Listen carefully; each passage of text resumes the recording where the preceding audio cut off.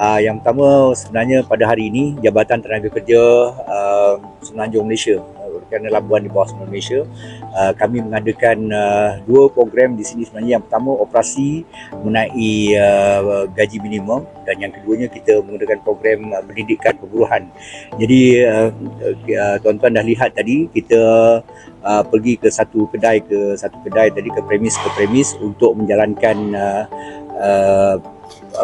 aktiviti kesedaran pendidikan perburuhan kepada pekerja-pekerja, di mana kita menerangkan faedah-faedah yang seharusnya diberikan oleh pihak majikan kepada para pekerja mengikut akta-akta yang ditetapkan, terutamanya Akta Kerja 1955. Jadi untuk seterusnya kami dapat menjalankan operasi juga.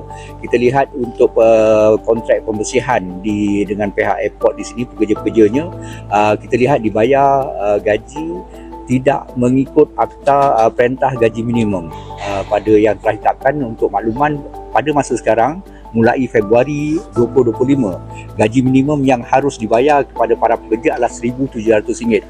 Jadi ini merupakan satu kesalahan di bawah perintah gaji minimum, di mana sekiranya didapati bersalah, maka setiap pekerja kita boleh kenakan tindakan kepada majikan, denda sebanyak RM10,000 bagi setiap pekerja.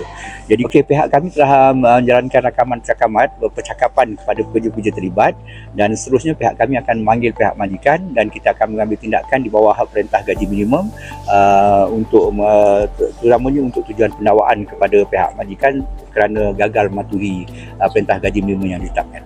Jadi itulah pihak kami menyarankan semua majikan harus mengikuti perintah gaji minimum yang telah ditetapkan supaya faedah pekerja dapat diperolehi oleh mereka dan mereka boleh menjalani kehidupan dengan lebih selesa dengan perintah gaji minimum yang ditetapkan RM1,700. Jadi sebelum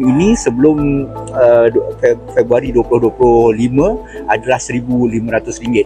Jadi selepas kajian dibuat, maka mulai Februari 2025 seharusnya dibayar gaji sebanyak RM1,700 kepada yang memiliki pekerja lebih 25 orang dalam satu syarikat mulai Februari, ataupun sekiranya kurang 5 orang dalam kumpulan profesional, contoh klinik-klinik sekali, kena bayar RM1,700 mulai Februari walaupun kurang 5 orang. Selepas daripada bulan Ogos atau bulan Julai, bermula bulan Julai, gaji dibayar bulan Ogos seharusnya RM1,700 untuk semua. Tak kira mengira gaji, tak kira mengira pekerja, jumlah pekerja, mesti minimum RM1,700 sama ada pekerja tempatan atau pekerja asing. Jadi pekerja-pekerja boleh melaporkan kepada Jabatan Tenaga Kerja yang berhampiran di Labuan ni, di Bangunan Ujana, boleh datang ke premis kami untuk membuat laporan, ataupun sekiranya bimbang untuk nama mereka terdedah, mereka boleh emailkan kepada kami.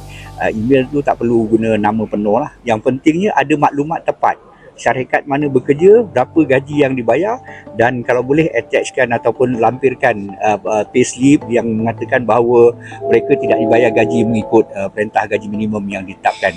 Jadi untuk makluman, untuk kita menentukan gaji minimum ni, kita telah buat kajian menyeluruh. Bukan setakat kita pihak kerajaan umumkan kenaikan 200, bukan begitu.